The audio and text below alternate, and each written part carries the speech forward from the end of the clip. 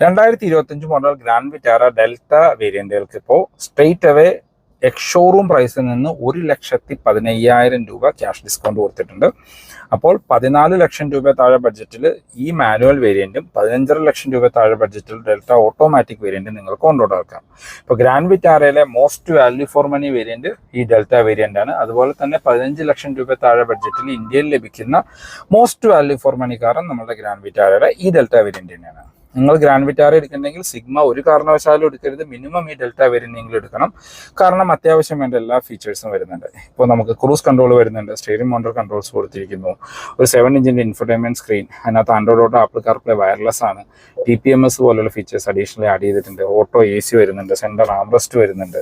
അങ്ങനെ ഇപ്പോൾ 6 air bag standard ആയിട്ട് വരുന്നു. അങ്ങനെ സെഗ്മെന്റിൽ മറ്റു വാഹനങ്ങൾ കാണാത്ത അത്രയും ഫീച്ചേഴ്സ് ഈ വേരിയന്റിൽ കൊടുത്തിട്ടുണ്ട്.